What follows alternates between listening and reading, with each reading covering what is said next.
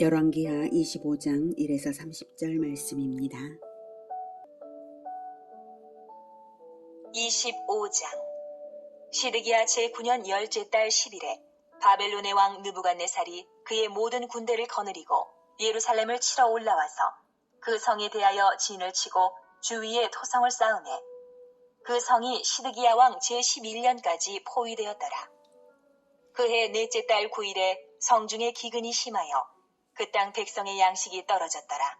그 성벽이 파괴되매 모든 군사가 밤중에 두 성벽 사이 왕의 동산 견문길로 도망하여 갈대아인들이 그 성읍을 에워쌌으므로 그가 아라바 길로 가더니 갈대아 군대가 그 왕을 뒤쫓아가서 여리고 평지에서 그를 따라잡으매 왕의 모든 군대가 그를 떠나 흩어진지라. 그들이 왕을 사로잡아 그를 림나에 있는 바벨론 왕에게로 끌고 가매 그들이 그를 신문하니라. 사랑하는 형제 여러분, 12월 26일 월요일 새벽 묵상에 오신 것을 환영합니다. 방금 6절 리블라를 성우가 림나라고 읽은 것은 실수였겠지만 리블라하고 림나는 똑같은 도시입니다. 24장에서는 바벨론의 1, 2차 침공으로 유다가 거의 황폐한 지경에 이른 것을 보았습니다.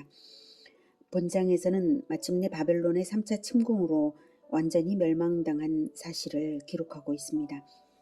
1절 시드기야 제9년 열째 달 10일에 이때는 주전 588년 제1차 침공을 제3차 침공을 당한 때입니다. 이미 19장 24장까지 해서 1, 2차 침공을 다 당했죠. 이처럼 년, 월, 일이 정확하게 이렇게 10일까지 정확하게 언급되는 경우는 매우 중요하고 분명한 그리고 또 그 날짜를 분명히 해야 할 사건이 벌어졌을 때 그렇습니다.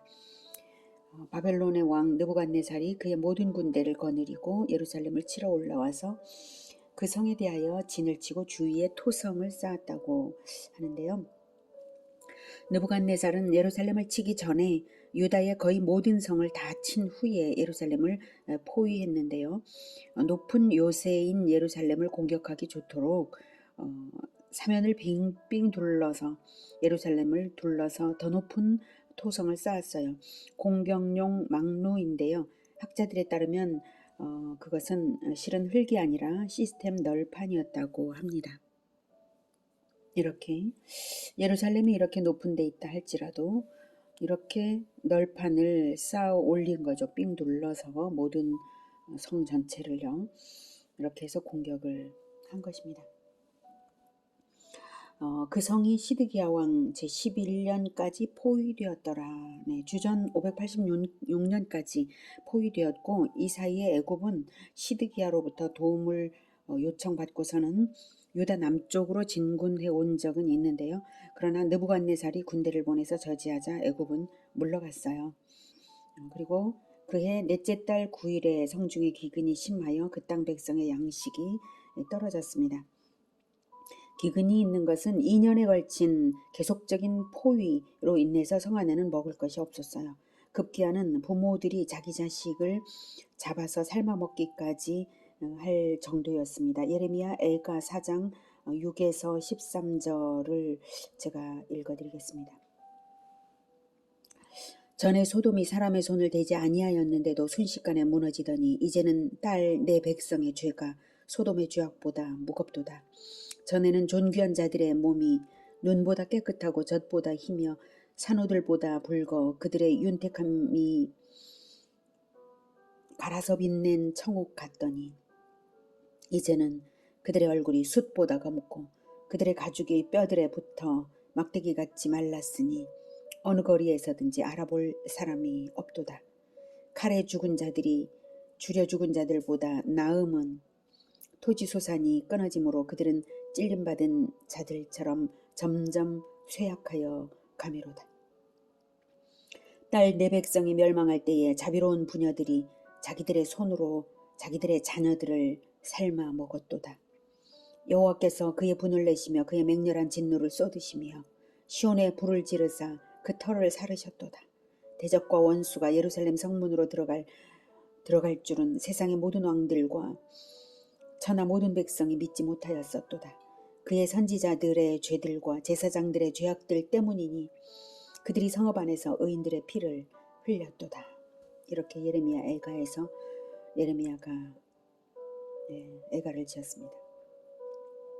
4절. 그 성벽이 파괴됨에 모든 군사가 밤중에 두 성벽 사이 왕의 동산 견문길로 도망하여 갈대아인들이 그 성읍을 에워쌌으므로 그가 아라바 길로 가더니 바벨론 군이 예루살렘 북쪽 성벽을 파괴하고 침입하자 시드기야 왕과 유다 군사들은 반대편의 남쪽 성문으로 달아났어요. 그러나 곧 여리고 평지에서 붙잡혔습니다. 5, 6절. 갈대아 군대가 그 왕을 뒤쫓아가서 여리고 평지에서 그를 따라잡음에 왕의 모든 군대가 그를 떠나 흩어진지라. 그들이 왕을 사로잡아 그를 리블라에 있는 바벨론 왕에게로 끌고 가며 그들이 그를 심문하니라. 7절부터 듣겠습니다. 그들이 시드기야의 아들들을 그의 눈앞에서 죽이고 시드기야의 두 눈을 빼고 노사슬로 그를 결박하여 바벨론으로 끌고 갔더라. 바벨론 왕 느부 붙잡힌 시드기야의 순환은 너무나 참혹했습니다. 시드기야의 눈이 뽑힌 것은 에스겔의 예언이 성취된 것입니다. 에스겔 12장 12에서 15절 제가 읽겠습니다. 무리가 성벽을 뚫고 행장을 그리로 가지고 나가고 그 중에 왕은 어두울 때에 어깨에 행장을 메고 나가며 눈으로 땅을 보지 아니하려고 자기 얼굴을 가리리라 하라. 내가 또 내 그물을 그의 위에 치고 내 올무에 걸리게 하여 그를 끌고 갈대아 땅 바벨론에 이르리니 그가 거기에서 죽으려니와 그 땅을 보지 못하리라. 내가 그 호위하는 자와 부대들을 다 사방으로 흩고 또 그 뒤를 따라 칼을 빼리라. 내가 그들을 이방인 가운데로 흩으며 여러 나라 가운데에 해친 후에야 내가 여호와인 줄 그들이 알리라. 에스겔은 2차 침공 때에 바벨론에 먼저 잡혀간 사람입니다. 그래서 에스겔이 바벨론 땅에서 이 예언을 하나님께 듣고 전한 것이죠. 그래서 이스라엘 땅에 남아있는 유다 땅에 남아있는 자들을 위해서 이 부분은 말을 한 부분이죠. 유다가 겉으로는 여호와를 섬긴다고 했지만 진정으로는 여호와를 알지 못하였기 때문에 오래 참으시던 하나님은 마침내 멸망으로써 여호와 체험을 주신 것입니다. 내가 그들을 이방인 가운데로 흩으며 여러 나라 가운데에 해친 후에야 내가 여호와인 줄을 그들이 알리라. 그러니 호세아의 말처럼 힘써 여호와를 알면 이런 일이 없었을 것을. 그들은 많은 계시를 들으면서도 계시에 너무나 풍부했음에도 불구하고 여호와를 진정으로 알지를 않았기에 이 지경이 되고 만 것입니다. 호세아 6장 1에서 3절에서는 이렇게 말했습니다. 오라 우리가 여호와께로 돌아가자. 여호와께서 우리를 찢으셨으나 도로 낫게 하실 것이요 우리를 치셨으나 싸매어 주실 것임이라. 여호와께서 이틀 후에 우리를 살리시며 셋째 날에 우리를 일으키시리니 우리가 그의 앞에 살리라. 그러므로 우리가 여호와를 알자. 힘써 여호와를 알자. 그의 나타나심은 새벽빛같이 어김없나니 비와 같이 땅을 적시는 늦은 비와 같이 우리에게 임하시리라 하니라. 이렇게 간간히 하나님께 징계를 당하면서 이렇게 호세아의 말과도 같은 그러한 가르침을 받았음에도 불구하고 결국 유다는 돌이키지 못한 것입니다. 8절부터는 예루살렘의 최후 장면입니다. 네살의 19째 해 5월 7일에 바벨론 왕의 신복 시위대장 느부사라단이 예루살렘에 이르러 여호와의 성전과 왕궁을 불사르고 예루살렘의 모든 집을 귀인의 집까지 불살랐으며 시위대장에게 속한 갈대아 온 군대가 예루살렘 주위의 성벽을 헐었으며 성중에 남아있는 백성과 바벨론 왕에게 항복한 자들과 무리 중 남은 자는 시위대장 느부사라단이 모두 사로잡아가고 시위대장이 그 땅에 비천한 자를 남겨두어 포도원을 다스리는 자와 농부가 되게 하였더라. 예루살렘은 철저하게 파괴되었습니다. 이렇게 될 것은 이미 여러 차례 경고되었던 대로 된 것입니다. 열왕기하 21장 13에서 16절에서는 내가 사마리아를 잰 줄과 아합의 집을 다림보던 추를 예루살렘에 베풀고 또 사람이 그릇을 씻어 엎음같이 예루살렘을 씻어버릴지라 라고 하나님께서 말씀하셨습니다. 이스라엘을 심판했던 그 심판을 그대로 다시 예루살렘에 적용하겠다. 그래서 예루살렘도 마찬가지로 더럽기 때문에 씻어버리겠다. 완전히 씻어 엎어버리는 것처럼 그렇게 씻어 엎어서 더 이상 축복이 없게 완전히 그렇게 하겠다 이 뜻이죠. 계속 읽어드리겠습니다. 내가 나의 기업에서 남은 자들을 버려. 그 당시에는 유다가 남아 있었는데 북이스라엘은 다 멸망했고요. 그런데도 그 남은 자들까지도 버려서 그들의 원수의 손에 넘긴즉 그들이 모든 원수에게 노략거리와 겁탈거리가 되리니 이는 애굽에서 나온 그의 조상 때부터 오늘까지 내가 보기에 악을 행하여 나의 진노를 일으켰음이니라 하셨더라. 므낫세가 유다에게 범죄하게 하여 여호와께서 보시기에 악을 행한 것 외에도 또 무죄한 자의 피를 심히 많이 흘려 예루살렘 이 끝에서 저 끝까지 가득하게 하였더라. 이렇게 했습니다. 무엇이 놀라운 일인가요? 완전한 멸망이 놀라운 것인가요? 아니면 그렇게 경고받았음에도 불구하고 오랜 세월 1000년 동안이나 경고를 받았음에도 불구하고 전혀 여호와를 알지 못한 것이 놀라운 것인가요? 어느 것이 놀라운 것인가요?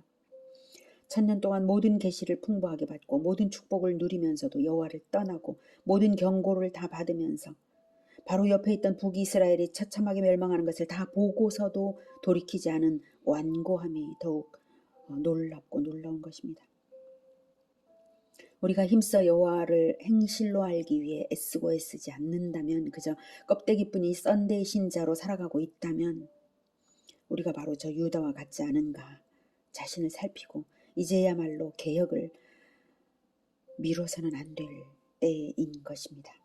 하나님은 열왕기하 23장 27절에서 내가 이스라엘을 물리친 것 같이 유다도 내 앞에서 물리치며 내가 택한 이 성 예루살렘과 내 이름을 거기에 두리라 한 이 성전을 버리리라 라고 말씀하신 대로 성전을 원수들에게 내어주셨습니다. 13절 갈대아 사람이 또 여호와의 성전의 두 놋기둥과 받침들과 여호와의 성전의 놋바다를 깨뜨려 그 놋을 바벨론으로 가져가고 또 가마들과 부삽들과 부집개들과 숟가락들과 섬길 때에 쓰는 모든 놋그릇을 다 가져갔으며 시위대장이 또 불 옮기는 그릇들과 주발들 곧 금으로 만든 것이나 은으로 만든 것이나 모두 가져갔으며 또 솔로몬이 여호와의 성전을 위하여 만든 두 기둥과 한 바다와 받침들을 가져갔는데 이 모든 기구의 놋 무게를 헤아릴 수 없었으니 그 한 기둥은 높이가 18규빗이요 그 꼭대기에 놋머리가 있어 높이가 3규빗이요 그 머리에 둘린 그물과 석류가 다 놋이라. 다른 기둥의 장식과 그물도 이와 같았더라. 그토록 웅장하고 아름답고 귀하던 성전은 이제 완전히 무너지고 노략질 당했습니다. 유다의 백성들의 마음에 하나님이 없으니 성전은 필요 없었던 거예요. 18절부터는 포로 기사의 보충입니다. 11절에서 성중에 남아있는 백성과 바벨론 왕에게 항복한 자들과 무리 중 남은 자는 시위대장 느부사라단이 모두 사로잡아갔죠. 많이 사로잡아갔는데 그 후에 남은 자들을 다시 잡아간 기사가 18절부터입니다. 시위대장이 대제사장 스라야와 부제사장 스바냐와 성전 문지기 3사람을 사로잡고 또 성중에서 사람을 사로잡았으니 곧 군사를 거느린 넷이 1사람과 또 성중에서 만난 바 왕의 시종 5사람과 백성을 징집하는 장관의 서기관 1사람과 성중에서 만난 바 백성 60명이라. 시위대장 느부사라단이 그들을 사로잡아가지고 림나 바벨론 왕에게 나아가매 바벨론 왕이 하마 땅 림나에서 다 쳐 죽였더라. 이와 같이 유다가 사로잡혀 본토에서 떠났더라. 네, 리블라를 계속 림나라고 읽는 것은 같은 지명은 다르지만 같은 지역이기 때문입니다. 이들은 유다 땅에 남겨진 빈천한 자들과 같은 그런 자들이 아니라 이 잡힌 자들은 귀족들과 지방 유지들로서 바벨론의 끝까지 대항하려 했던 자들이었을 것입니다. 느부갓네살이 이처럼 유다의 핵심 인물들을 죽인 것은 나머지 유다인들에 대해 경고를 주기 위한 것입니다. 마지막 부분이 너무나 인상적이죠. 이와 같이 유다가 사로잡혀 본토에서 떠났더라. 과거 출애굽의 은혜를 잊은 이스라엘과 유다는 원래대로 약속의 땅에서 쫓겨 포로가 된 것이에요. 자기들의 공로로 얻은 땅이 아니지 않습니까? 먼저 은혜로서 언약 관계가 되고 땅을 얻었으면 은혜를 잊지 말고 주신 계명대로 살았어야 하는 것이죠. 그래서 그 언약을 어기고 계명을 안 지켰기 때문에 원래대로 되돌려 버리신 것입니다. 하나님께서. 우리도 그렇지 않습니까? 먼저는 아무 공로 없는 우리가 전적인 은혜로 십자가의 공로로 그저 믿음으로서만 그 보혈의 공로로 구원을 얻었습니다. 우리 공로가 아무것도 없습니다. 그러면 우리를 구원하신 우리 구주 예수님의 계명을 따라 살아야지요. 그 계명을 버리고 하나님과의 관계가 단절되면 이스라엘과 유다처럼 아무 소망이 없게 되는 것입니다. 22절부터는 잔류한 자들에 대한 처분이에요. 유다 땅에 머물러 있는 백성은 곧 바벨론 왕 느부갓네살이 남긴 자라. 왕이 사반의 손자 아히감의 아들 그달리아가 관할하게 하였더라. 모든 군대 지휘관과 그를 따르는 자가 바벨론 왕이 그달리아를 지도자로 삼았다 함을 듣고 이에 느다니아의 아들 이스마엘과 가레야의 아들 요하난과 느도바 사람 단후메스의 아들 스라야와 마가 사람의 아들 야사니아와 그를 따르는 사람이 모두 미스바로 가서 그달리아에게 나아가매 그달리아가 그들과 그를 따르는 군사들에게 맹세하여 이르되 너희는 갈대아인을 섬기기를 두려워하지 말고 이 땅에 살며 바벨론 왕을 섬기라. 그리하면 너희가 평안하리라. 하니라. 느부갓네살은 그달리아를 총독으로 임명해서 자치를 허용하고 세금을 거두어 들이는 정책을 폈습니다. 새 중심지는 미스바로 했어요. 한편 그달리아는 선지자 예레미야의 친구였는데요. 그달리아는 이 모든 것이 하나님의 심판인 줄을 알았기 때문에 백성들이 바벨론에 대항하다가 죽임당하는 불상사를 막으려고 충심으로 충고를 했죠. 예루살렘 멸망이 하나님의 심판인 줄을 알면 다 받아들여야 하는 것이죠. 그래서 유다 멸망 후 각지에 숨어있던 모든 군대 장관들과 그 휘하에 있던 자들이 다 나왔습니다. 하지만 그 중에는 끝까지 저항하기 위해 온 사람들도 있었습니다. 그들의 눈에는 그달리아가 적의 아첨하는 매국노요 변절자로만 보였을 것입니다. 25절. 7월에 왕족 엘리사마의 손자 느다니아의 아들 이스마엘이 부하 10명을 거느리고 와서 그달리아를 쳐서 죽이고 또 그와 함께 미스바에 있는 유다 사람과 갈대아 사람을 죽인지라. 노소를 막론하고 백성과 군대 장관들이 다 일어나서 애굽으로 갔으니 이는 갈대아 사람을 두려워함이었더라. 예레미야에 따르면 그달리아에 동조하던 요하난이 그달리아를 죽인 이스마엘을 암몬으로 쫓아내었어요. 그리고는 요하난은 그달리아가 살해당한 일로 바벨론에 보복을 당할까봐 두려워해서 노소를 막론하고 백성과 군대 장관들을 거느리고 애굽으로 간 것입니다. 그달리아를 죽이지는 않았지만 애굽으로 간 것은 잘못이죠. 이때 예레미야는 애굽으로 가지 말라고 그들에게 말했는데도 기어코 애굽으로 갔고요. 그들은 서서히 애굽의 각 도시에 흩어져 살게 되었습니다. 그들이 돌아오지 못할 것이라고 예레미야가 경고한 대로 그들은 돌아오지 못했습니다. 이처럼 적당히 인간적인 방법에 의존하려는 그 어떤 대안까지도 다 하나님께서 밀쳐내셨습니다. 27절부터는 그러나 회복의 소망을 암시합니다. 유다의 왕 여호야긴이 사로잡혀간 지 37년, 곧 바벨론의 왕 에윌 무로닥이 즉위한 원년 12월, 그달 27일에 유다의 왕 여호야긴을 옥에서 내놓아 그 머리를 들게 하고 그에게 좋게 말하고 그의 지위를 바벨론에 그와 함께 있는 모든 왕의 지위보다 높이고 그 죄수의 의복을 벗게 하고 그의 일평생에 항상 왕의 앞에서 양식을 먹게 하였고 그가 쓸 것은 날마다 왕에게서 받는 양이 있어서 종신토록 끊이지 아니하였더라. 에윌 무로닥은 느부갓네살의 아들입니다. 37년 만에 드디어 여호야긴에게 그 머리를 들게 했다라고 나오는데요. 머리를 들게 했다는 것은 다시금 지위가 회복되고 인정받는 것을 의미합니다. 그렇다고 유다로 되돌아오지는 못했지만요. 근동의 여러 약소국에서 잡혀간 다른 왕들보다 여호야긴은 남다른 대우를 받았어요. 이것을 열왕기 저자가 말하는 이유는 열왕기를 기록하던 바로 그 시점이 아직도 바벨론 포로 중에서 기록한 것이거든요. 여호야긴이 머리를 들었던 때가 37년이라면 남은 절반이 또 남아있죠. 예, 포로 생활이. 그래서 그 기간에 이 열왕기를 기록했기 때문에 해방의 소망은, 그럼에도 불구하고 해방의 소망은 있다, 이것을 알리고 싶었을 것입니다. 포로들에게요. 실제로 유다는 예레미야의 예언대로 70년이 지난 후 바벨론을 이어 새 제국의 왕이 된 고레스 황제의 칙령으로 원하는 사람들은 예루살렘으로 귀환합니다. 70년 동안 제국의 곳곳에 이미 정착을 해버린 많은 사람들이 있었고, 그때 귀환하는 사람들은 하나님의 언약을 잊지 않고 포로 생활 70년 중에도 부모로부터 언약 교육을 받은 사람들이었겠죠. 귀환한 그들만 구원받았다고 말해도 과언은 아닐 것입니다. 하나님은 마침내 남은 자들을 데려가십니다. 남은 자들만 새 예루살렘으로 데려가십니다. 그것을 암시하고 있어요. 우리 시대에도 똑같은 원리대로 행하십니다. 그러므로 마침내 남은 자들이 되어야 하는 것입니다. 멸망이 임하지 않도록 먼저는 개혁을 하되, 그래도 끝내 개혁하지 않는 이 사회와 함께 멸망의 운명을 함께 당해야 한다면 끝까지 언약 백성으로 남는 자들이 되어야만 하는 것입니다. 오직 언약의 말씀을 배우고 가르치는 그 공동체만이 살아남을 것입니다.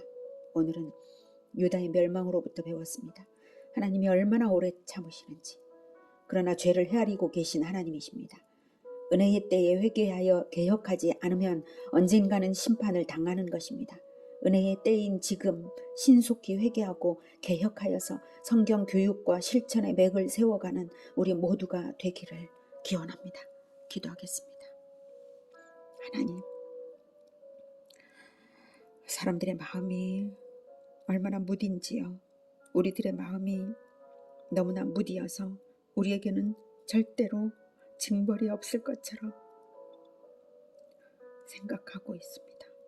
하나님, 그러나 이미 한국 교회는 축복을 다 갉아먹었고 무너져가고 있는데, 하나님, 아무도 개혁하지 않는다면 어떻게 되겠습니까? 하나님 아버지, 진정으로 회개운동이, 개혁이 일어나게 하여 주시고 성경 교육을 하는 자들이 일어나게 하여 주시고 언약을 배워서 실천으로 나아가는 끝까지 남을 자들을 하나님 이렇게 세워주시옵소서. 하나님의 말씀을 베풀어 주시옵소서. 예수 그리스도 이름으로 기도드립니다. 아멘. 이어지는 시간은 개인 기도 시간입니다.